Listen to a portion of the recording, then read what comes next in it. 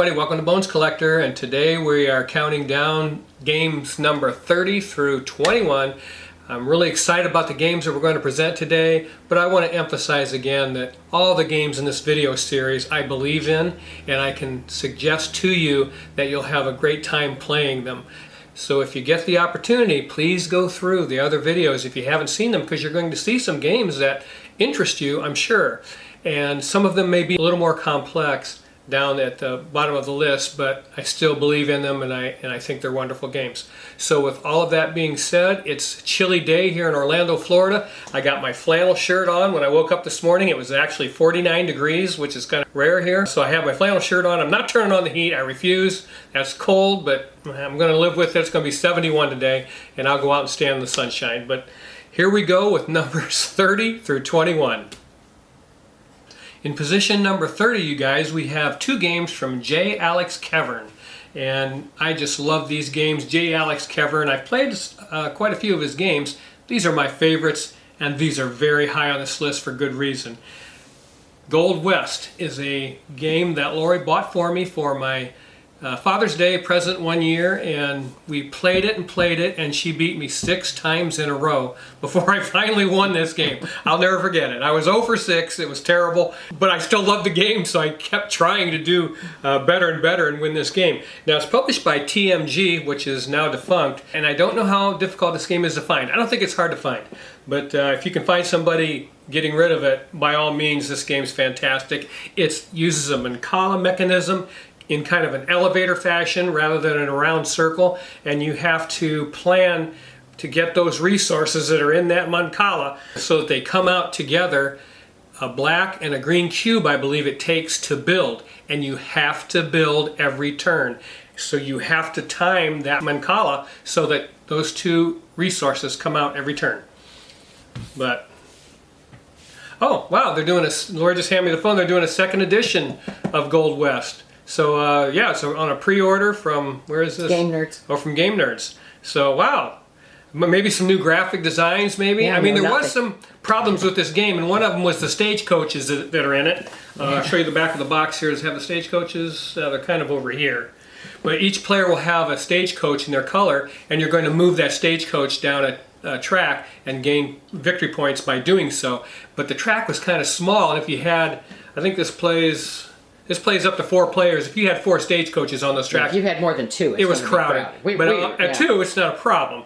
But 4 would be kind of crowded. So maybe they're going to do something about that.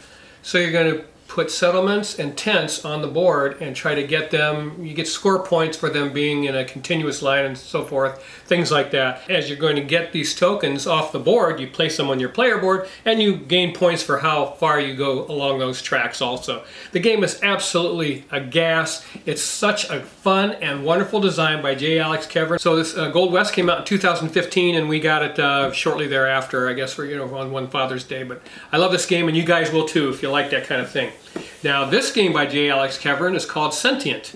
And Sentient is a really puzzly game that uses some beautifully engraved dice. And in this game, you're going to be placing bots in your corporation board, and it has to match the dice that you rolled and placed on your board. So those dice may have to be manipulated by the bot, or if they're the ones that you're looking for, that works out great too. But the game is so puzzly and wonderful, it's an excellent time to try to make this happen.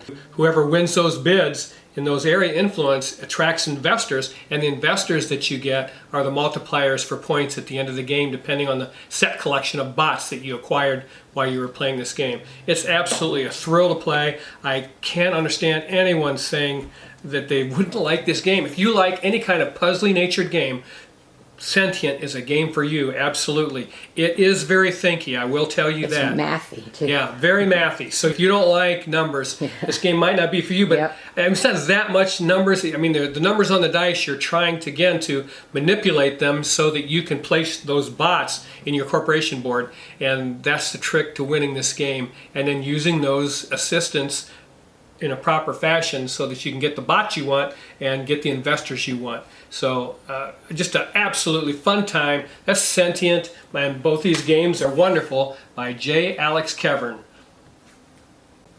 Okay, in position number 29 we have two games, very puzzly games. You know, I mean, those are the games that we love to play because they're quick. But this one is called Evergreen, this one is called Fife. Now, Evergreen plays 1 to 4 and takes about 45 minutes to an hour to play. 2-player, we get this done in 45 minutes. But if you've played Photosynthesis, it's the same author and it's almost the same game.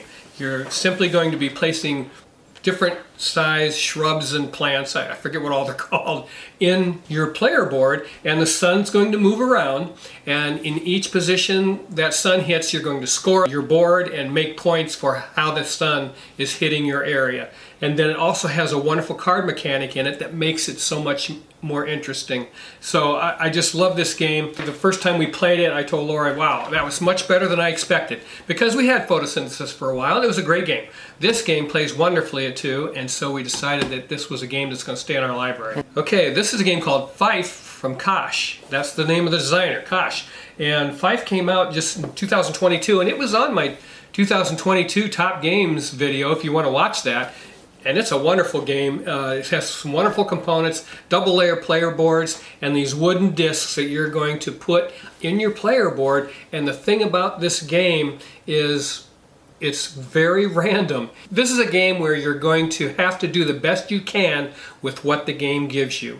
And you're going to place those, you know, on your player board, and then you as a player get to select these surfboards and put them around and decide how you want those rows and columns to score, even diagonals. So you get to decide how your board is scored as the game progresses. And that is so crunchy. It's such a fun time. I did not expect Fife to be that good. And they had a Christmas in July sale. I think this was $16 or $19. And I told Lori, let's get that game because I've watched it enough on YouTube to let me think that I would love it and that I want to at least play it. And when we got it home and played it a few times, I said, yeah, that's what I'm talking about. That's a great game. But again, if you're the type of person that likes control, if you're easily frustrated, you will be frustrated in this game because you're making the best of what the game is giving you. As those discs come out of the bag, you have to choose from what's there. You don't get to have any control over it. You're just going to take your choice, place it on your player board, and do the best you can. And that's what Fife is all about. It's a wonderful game. Both these games, very puzzly in nature, wonderful to play. And again, yeah, Fife's 30 to 45 minutes, 2-player. Absolutely love that. And it is 2 to 5 players. And that's position number 29 on our top 100. Okay, and position number 28 is a 1 game, and this is published by Rio Grande Games, and it's called Carcassone The Castle. This is a game we were very late getting because it was hard to find a copy of this, and I don't know if it still is. It's still hard to find. We looked around for it continually until we found somebody selling it. I think we traded for it. We either traded for it or found it for a decent price. But this is a 2-player only game, and this is designed by Rainer Knizia, and it's designed after Carcassone by Klaus-Jürgen Ried, and this is such an interesting version of Carcassone. And in it you have a score track that's going to be laid on the table, and all the tile laying will go on inside that scoring track, and the scoring track itself comes into play. So you want to land on certain spots, and when you're laying those tiles, you can control how many points you score, so that if you want to land on a certain spot to get a reward on the scoring track, you are able to do that. But oh my gosh, when we played this, I said, that is for us. This game is so wonderful to play, and we loved it from the first time we played it. Again, I wish this was more accessible, this little game. It's just, it's in a box the size of Carcassone, and just very difficult to find. Why it's not been reprinted, I don't know. This one here is from 2003, this edition, and Lori and I love this game. Again, Rainer Knizia, hey, what can you say? The guy knows how to design board games, and this one just proves he's so eclectic in his thinking when he designs board games. There are a couple on the geek market. There's a couple on the geek. There's a couple on the geek market, Lori says. For $30-40. Yeah, that's reasonable. I mean, $30-40 because the game's fantastic. Yeah, it's very. And I always say it doesn't matter what you pay for a game if the game is great. If the game is just okay and you pay a lot of money for it, that kind of hurts your feelings a little bit. But man, I tell you what, this game is tremendous. If you play it a 2-player count often, you'll love to have this in your library, and that's number 28 in our top 100. Okay, on position number 27 on our Ultimate Top 100 Board Games list is Ori Calamum by Bruno Cathala. Came out in 2022, is my top 10 last year. I said it was a great year for board gaming, and whenever I get the chance, I talk about that. But this game is for 2 to 4 players. 45 minutes is about right. The publishing job is fantastic. It's a beautiful game on the table. Everything about this game I love. I watched it played on YouTube a couple of times. Of course, the fact that it was Bruno Cathala triggered something in my mind. I mean, as soon as I hear his name and he's got a board game design out, I'm going to go check it out. I may not buy it right away, but I'm going to check it out, which I did, and I picked this game up, and I saw it on sale, Game Nerds, very inexpensively for what you're getting. Man, this game is really nice, and you roll dice, and you're going to be drafting cards and tiles to put on your player board, and the position of them is going to determine what kind of benefits you get. But the thing about this game that's so cool is the first 1 to 5 points wins the game. And I guarantee you, when you play this game, you will all be on the precipice of scoring 5 points when one player says, I did it! I finished this, that's my 5th point. And everybody else is like, you know, they were going to do it on their turn. You know, that's just the way this game is so tightly designed. I love it. By Bruno Cathala and Johannes Guppy. So he had a co-designer on this game. And you battle some monsters, you do some cool things in this game. I just wanted to highlight this game by itself because I just don't hear the kind of buzz this game deserves. It's fun to play, folks, and Lori and I love it. It's an excellent game. The first player token's a great big metal coin. I mean, the publishing job is fantastic in this game. I love it. Limited edition, yay! But yeah, that's Ori Calamum by Bruno Cathala and Johannes Guppy. Yeah.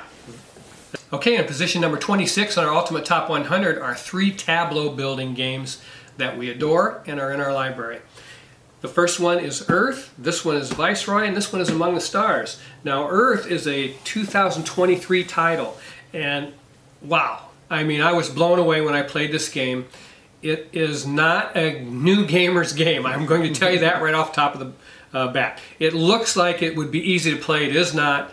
And that doesn't mean it's difficult. It just means there's a lot of things going on, a lot of ways to play this game because of the different and variable card combos that you can pull off in this game. There's just so many different ways to play it. There's a solo variant in it, and that's a look at the back of the box so you can get an idea about what your table is going to look like when you play this game. And don't the player boards have 2 sides? I do think they do. Because one of them's an easy, well, and the main board has an easier side. Yeah. So you have some variability there. Yeah. But also, I think, I don't know, the card art is photographs, and I like that in this particular game. And I enjoy the fact that you can build that tableau and switch gears mid-game. I mean, if you have to, because you never know how things are going to work out. And there's so many different ways to score in this game. It's so much fun. This will be in my top 2 for 2023. There's just no 2 ways about it. I have a top 10 list tentatively for this year, and this is right up there. It's fighting the top spot with, I guess I can say it, Hickory Dickory, which was down in, I don't know, whatever position down the list farther. But I love Hickory Dickory. It's a very fun game. But Earth is fantastic, you guys. From 2023, it's a tableau builder. That we enjoy very much. Among the Stars is a game, you know what I should, dang it, I'm going to go back here a second and name the designer, a game by Maxim Tardif. Maxim Tardif, thank you very much for that game. I love Earth.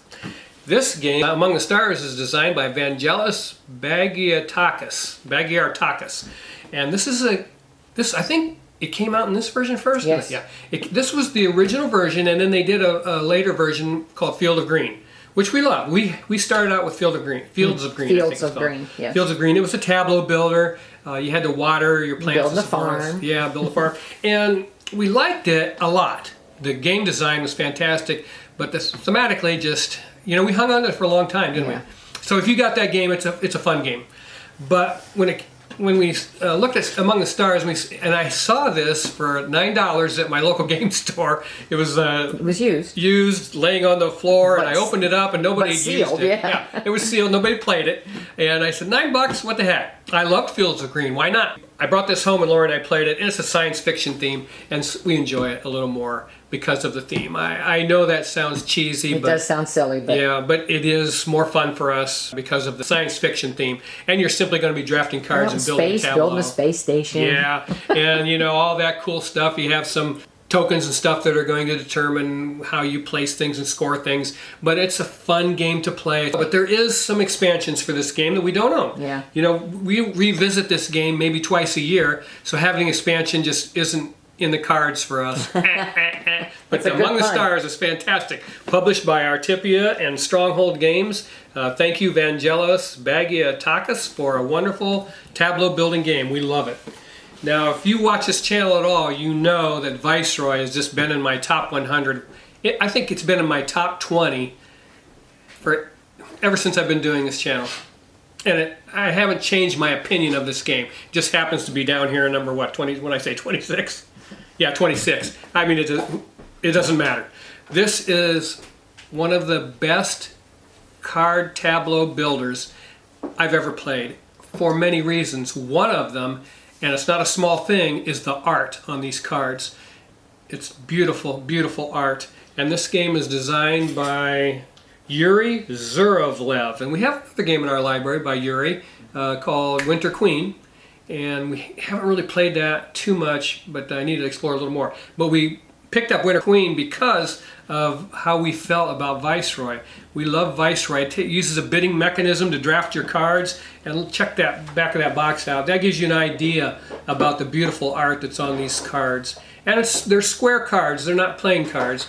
And then as you're building your tableau, you're trying to do it so that you get the benefit, because the benefits are listed on the card depending on what level you put that card on in your tableau. So if you see something you need or want, you want to make sure you place that card on that particular level in your tableau in order to get that benefit. And then you're also trying to attach the corners to create a gem of the same color, and that scores you points at the end of the game. I'm telling you what, this is a brilliant game. I love this game. Every time we play it, I'm in love with it, and I hang on to it. And you can underappreciated. Very unappreciated. You can get this game for nothing, and it's so much fun. And then also another thing I forgot to mention is there's a player mat, a neoprene player mat that is exactly the right size to fit in the box. And I don't know what's the matter with publishers that can't pull that off. If you can't make a player mat to fit in the box, there's something the matter with you, because that's important to us gamers that have a lot of games. We want the play mat in the box, and it has to fit. If you can't make a neoprene mat that fits, make one out of linen, a cloth board that can be laid out to use in the game. In this case, it's the drafting board. But man, what a fun game Viceroy is. We love it, and all three of these games will remain in our library because it's a type of puzzle that Lori and I enjoy. I love each one of these, and I hope you have the opportunity to at least check them out and see how they're played on YouTube, because we love them. And that's position number 26 in our Ultimate Top 100. Okay, and now for position number 25 in our Ultimate Top 100 board games list. And there are two games by Paul Denon that we're in love with, Dune Imperium and Clank Catacombs. Let's talk about Clank first. Now, Clank Catacombs just came out. It's a reiteration of the classic Clank that came out a few years ago. Clank Catacombs uses a dungeon crawl mechanic where you're laying the tiles out as you go.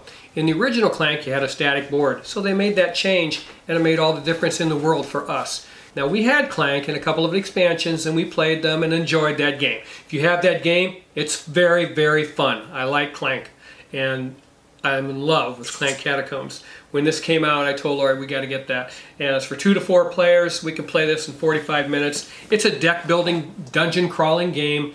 You got a skeleton dragon that's in the dungeon. You got to be thinking about not making noise in there so that you get those cubes put in the bag and get drawn out and affect your health in the game. But the deck building aspect of the game makes this game so much fun. It's so innovative. I can't believe how smart it was to make a simple change like making the board something that is laid out as you go. It makes such a difference in this game. It's my favorite dungeon crawler ever. No exceptions. It's my favorite dungeon crawl board game. I can't believe that someone else hasn't done this, because it's a fantastic idea by Paul Denon. Thank you, Paul. Absolutely love Clank Catacombs. The second game by Paul that we want to talk about is Dune Imperium. Dune Imperium needs no introduction. It's one of the most popular games out there still. And it has expansions for it if you wish to get them. And Dune Imperium is a worker placement game and deck building, so it has some really fun gaming elements in it. And then of course, I think it's the first to 10 points, either triggers the end of the game or wins it, I can't remember. But it's a 10-point threshold in the game, so it doesn't last all that long. But it's beautiful. There's the back of the box.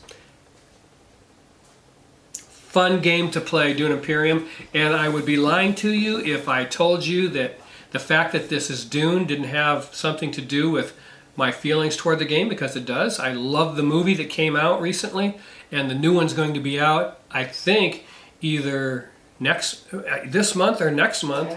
I think the new Dune is supposed to come out, and I can't wait. I can't wait. I love the first one, and I've watched it like 3 times. I love the story itself. The book is very old. If you haven't read it, you should give it a go.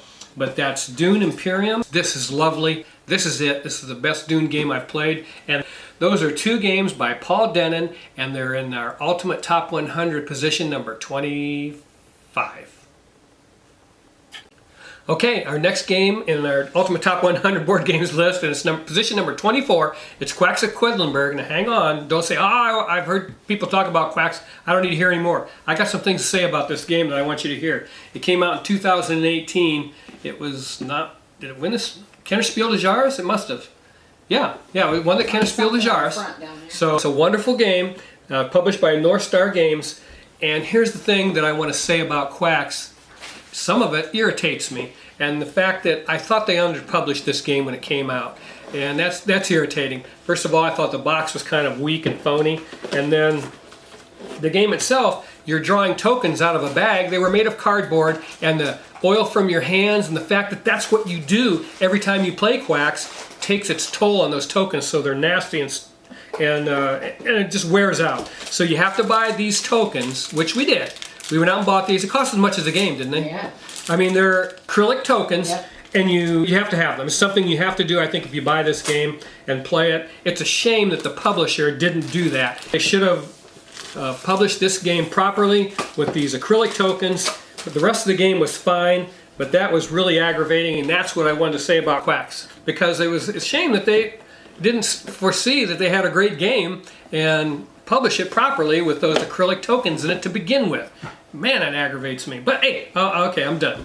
But this game's so much fun. 2 to 4 players. You can play in 45 minutes. It's a push your luck game that we love playing, and drawing those tokens out and the various ways you can build your engine to produce more points, to get farther up your pot as you go. And it's just so much fun. It's a light game. Anybody can buy this game, take it home, read the rule book, and figure out how to play it. I love that. This is, for us, a perfect complexity game. This is what we love to play, Quacks of Quedlinburg. And that's in position number 24? Yes, position number 24, all by itself, in our Ultimate Top 100 board games list. And now for position number 23 on our Ultimate Top 100 board games list, 3 games by Flatout Games. Did we back all 3 of these on Kickstarter? Yes. We crowdfunded these, all 3 of these games. And I will say this, I don't believe in crowdfunding per se. Because, and I'm just going to touch on a brief point here, they bloat games out on crowdfunding because they have to tempt you to buy it. So they put things in board games, make them overly complex, overly stuffed with components, just so you'll pay your money to buy that game. And it happens more often than not. These Flatout Games, simple games, wonderful publishing in all 3 of these boxes. The art, everything about all 3 of these games is perfect. And I love that. As a matter of fact, Flatout Games has a game right now on crowdfunding called Nocturne, and it looks like it has a wonderful bidding mechanism in it that you might be interested in. I have nothing to do with Flatout Games. I stay away from crowdfunding, but I've had a good track record with Flatout, so I'm thinking about that one. And Lori said we already backed it. So hey, there you go. She let the cat out of the bag. So since she let the cat out of the bag, we're going to start with the cat. And this game is called Calico. If you haven't played Calico, oh my gosh, it's so much fun. Again, all 3 of these games are puzzly games that we love to play. It's what board gaming is about for us. fun, puzzly games, trying to go through your mind and do the best you can to put something together that doesn't exist. And you're doing that in Calico. Look at that. Is that Beth Sobel? Yeah, Beth Sobel does the artwork in this game. Look how cute that kitty cat is. And we have cats, as you know. And in this game, you have a double-layered player board and tokens that you're going to have to put and place on that quilt to make that quilt so attractive. These kitty cats want to come and lay down and curl up on the quilt. And that's what you're trying to do in Calico. And it is another game where you may wait for a certain tile and you're pushing your luck if you do so. So there's that push-pull. Do I wait or do I try and place that tile in a different place that doesn't score as many points? You start out the game with 3 tiles on your quilt that are going to tell you how you have to build around them in order to score that tile. There's so much to love about this game. I adore it, and it's called Calico. It was designed by Kevin Russ. Thank you, Kevin. Love that game. Now let's talk about the Spiel des Jahres winner by Randy Flynn called Cascadia. And that everybody's probably played that one. Yeah, everybody's. I mean, this is so popular, and hey, for good reason. We love this game also. It's for 1 to 4 players, so it has a solo variant. You can play this game in 30 to 45 minutes, 2-player, and you have cards that you're going to have to lay out, and it's going to tell you how that animal is going to score in your play area. And that's the back of the board. Back of the board. That's the back of the box right there. And this game is just the right level of complexity for us, and we have enjoyed it since the first time we played it. And this is the type of game you can play for the rest of your life, folks, and that's Cascadia. The third game I want to talk about is a game designed by Molly Johnson, Robert Melvin, Aaron Meshburn, Kevin Russ, and Sean Stankiewicz. So that's a design team for Flatout Games, and they're put together this tableau builder, and it would have been in my tableau building segment of this very video, but I wanted to place this with the other games from Flatout.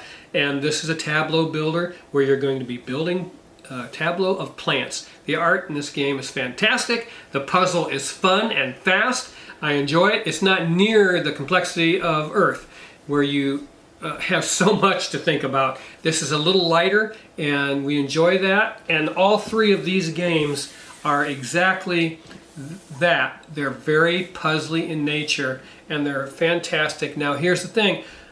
My favorite one of the 3 is always going to be Calico. I love it because the fact, and you've heard me say this before, that space is shrinking down, and it's making you think, what am I going to do? Am I going to wait? I'm running out of space. I love that in Calico, and all 3 of these games are so much fun for us.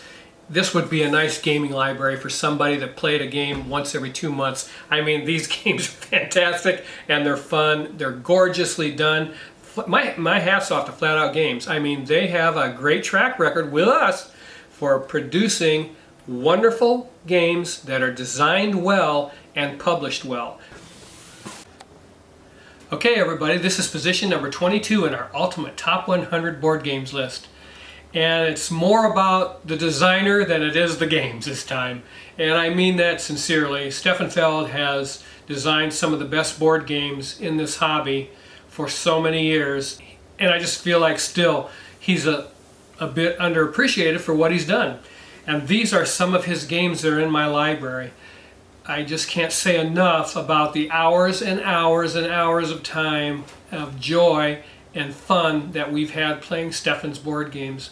He's a wonderfully gifted intellectual individual, as is evidenced by the designs of his board games. And I'm just going to say a few words about each one of these and move on. So let's talk about In the Year of the Dragon. In the Year of the Dragon is a survival game where you have a group of tiles that are going to be laid out on the board. From the beginning of the game on, you know exactly what you have to prepare for. And you're selecting and drafting persons to put in your palaces and so forth that are going to help you overcome some of those events. But what a wonderful game In the Year of the Dragon is. It's the best survival game I've ever played. I say that every time I talk about it. The best pick up and deliver game I've ever played, Oracle of Delphi.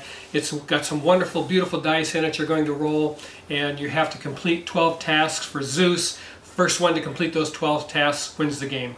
It was a pick up and deliver game by TMG, Oracle of Delphi.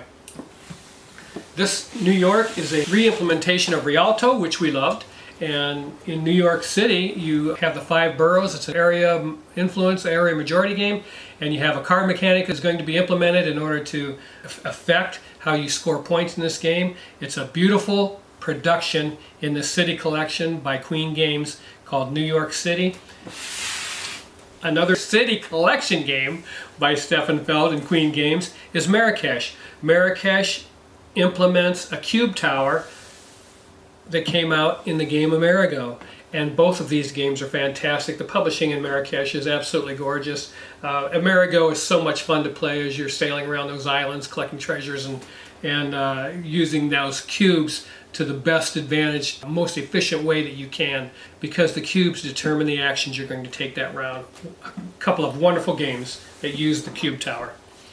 Forum Trajanum came out in 2018. It was my second favorite game of 2018. It's a little bit crunchy, and by crunchy I mean it's a little bit complex. But the beautiful thing about this game is it's for 2 to 4 players, and you can play it in an hour, 2-player. But from the very beginning of this game, and there's the back of the box, but you're going to turn up some cards that are going to give you a row and a column on your player board, and you're going to select 2 tiles from there. You want to keep them both, but you have to only keep one, and you have to give the other one to your opponent.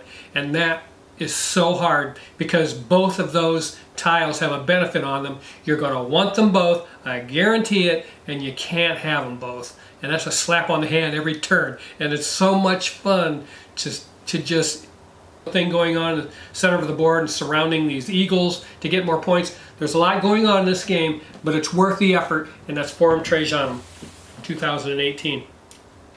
Who hasn't played or heard about Trajan? I think for a lot of people, this puts Stefan Feld on the map, and it uses a Mancala mechanism on your player board for action selection. It's a fantastic game. We've loved this ever since we played it. It's been talked about. It does get a lot of press in the board gaming. It's been reprinted. World. It's been reprinted more than once or just once? Well, the new print has a white box. Yeah, but this is just an outstanding game using that Mancala mechanism, and I think he was the first one to put that in board gaming. I'm not sure. I mean, of modern board gaming, so that's pretty cool, and that's Trajan. Let's talk about Luna. Luna is a worker placement game that's kind of different. You have a center island, and then you have these outlying islands where you're going to place your workers and do different things. And then you have the high priestess that goes around the islands, and you have an apostate guy that it moves around these outlying islands also that can cost you points. So you're trying to plan how to avoid that guy, as well as trying to be there when the high priestess or whatever gets to that island. So just a fun time. TMG did this in a deluxe version, and we don't have that, but the publishing job in this, TMG, I mean, when they were in business, did a nice job publishing games, and this is a nice published copy. You don't need the tricked out version for sure. And the last 2 games I'm going to talk about are Bruges and Macau. These have been re-implemented in the City Collection as Amsterdam and Hamburg. And I did a video comparing Hamburg and Bruges, and I love both of the games, but I told everyone don't sell your Bruges and Macau copies, even if you have Hamburg and Amsterdam. These things are so expensive now. If you can get your hands on a copy of Bruges or a copy of Macau for a decent price, hey, you're doing pretty good. And who would have thought in board gaming that a $50 or $40 game would eventually be worth $200 to $300? And that's what's happened with Bruges and Macau, because they're not making any more, and these were first edition copies. So if you have it, hang on to it. But in Bruges, this is a keep up with the Joneses game. You better pay attention to what your opponent's doing. If they're building the wall, you better build the wall farther. The dice are rolled at the beginning of each round, and it's going to determine what players do during that round. And you have multi-use cards in this game that are second to none. It's just a fantastic design by Stefan Feld. I adore this game, and we have the very hard to find expansion that came in the box. And we traded for this game, didn't we? We traded, I forget what we traded, but we traded for this game, and I'm glad we did. And they had the expansion already in the box. Yeah, the expansion was already in the box, and it's a like-new copy, absolutely beautiful, and that's Bruges. Same thing with Macau.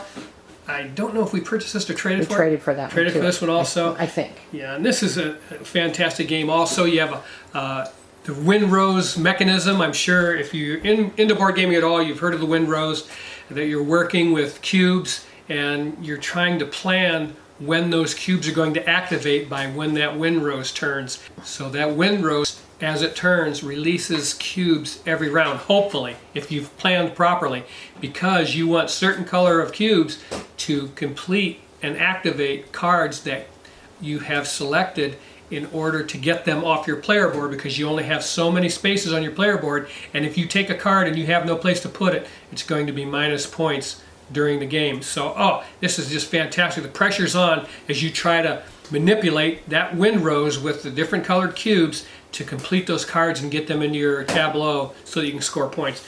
And that's the back of the box for Macau. Again, Macau and Bruges, tough to find a copy inexpensively, but if you can, grab it.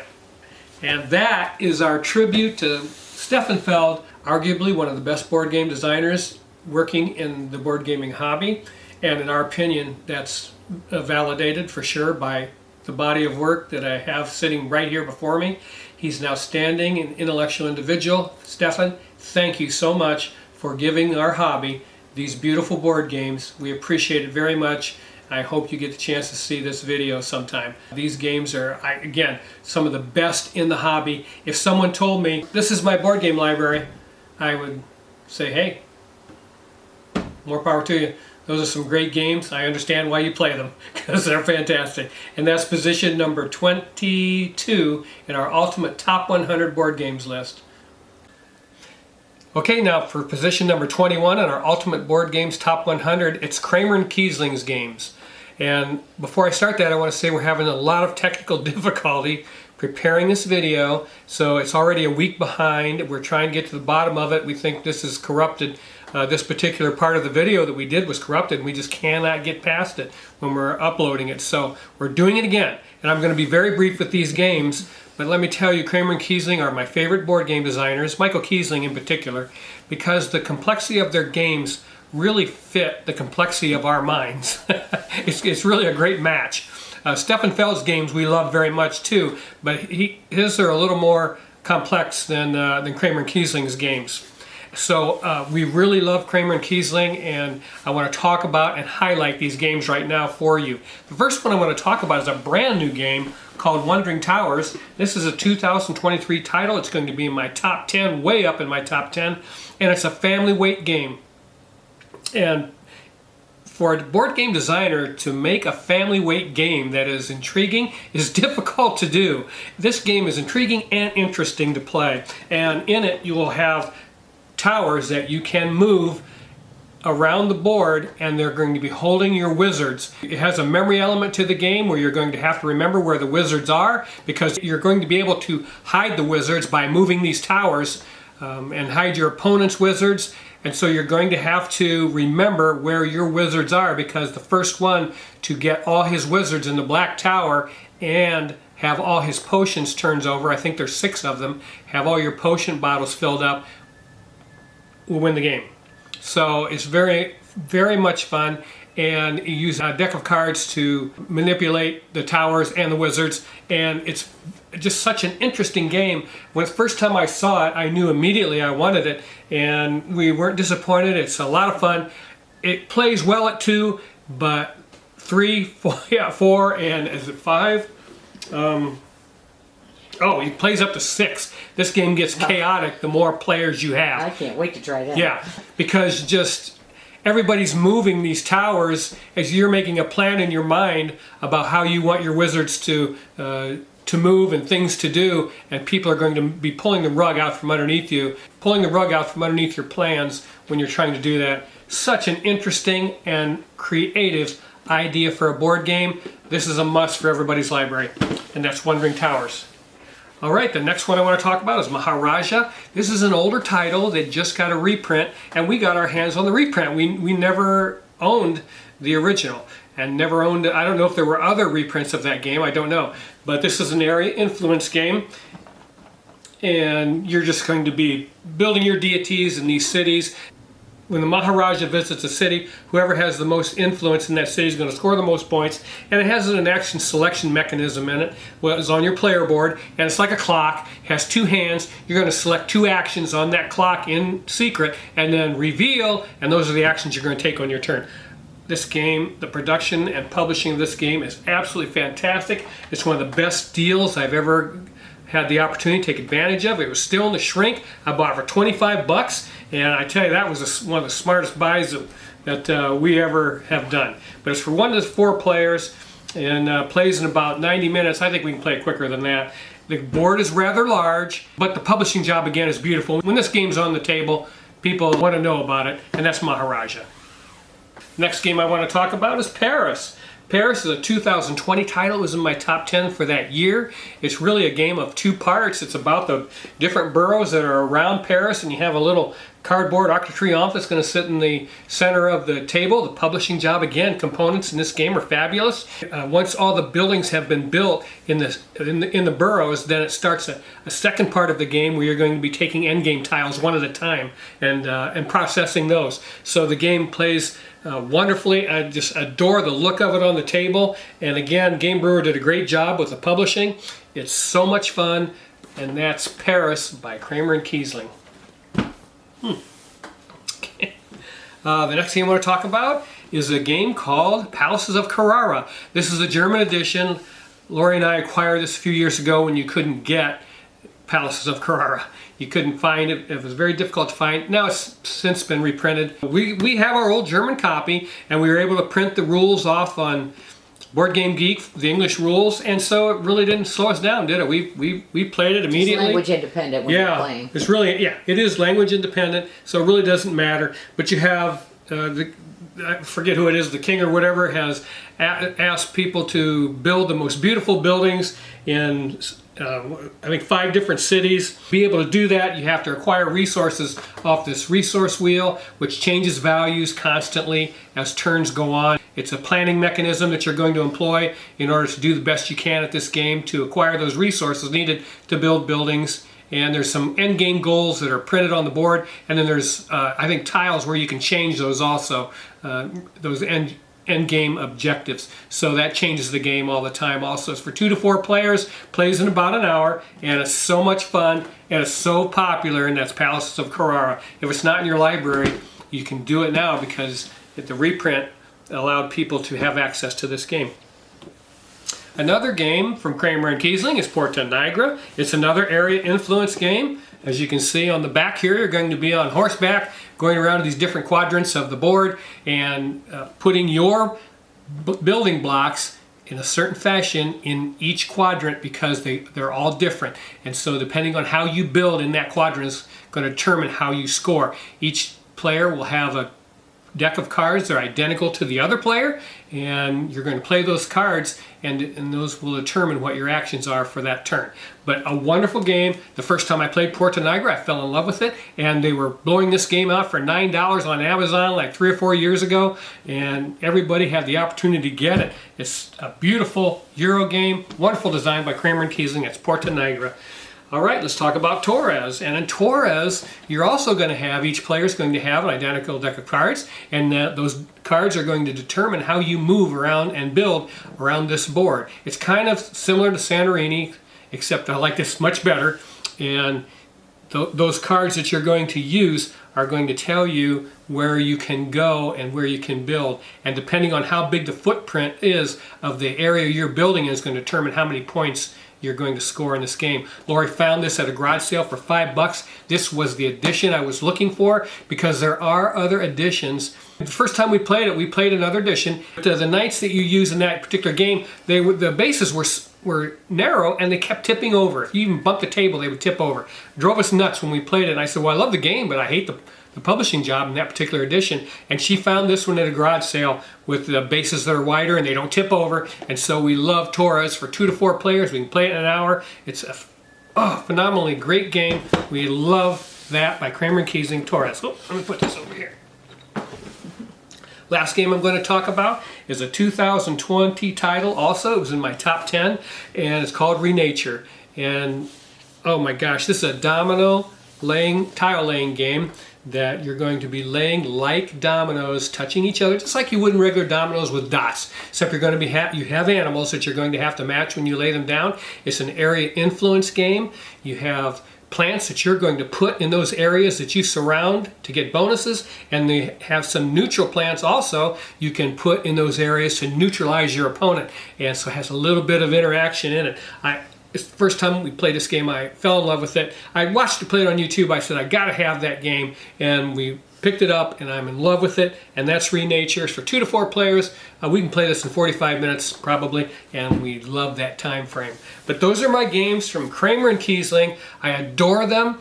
They are some of our favorite games we've ever played, and that's why they're in our library, and that's position number 21 in our Ultimate Top 100 board games. Okay, you guys, that's it for today's video. I hope you enjoyed seeing those games as much as I love presenting them to you. Lori and I have loved playing those games, and we enjoy the opportunity to share them with you. I hope you loved them. I hope you have the opportunity to take a look and play some of them if you haven't done so already. And the next time that we meet, we will be biting into the top 20 on this list, and I can't wait to do that. Please like. It helps us out so much. Subscribe if you haven't already. We love every one of you, and remember to always keep on board gaming. It's the best hobby on the planet because of the games that I showed you today. We'll see you the next time on The Bones Collector. Bye-bye.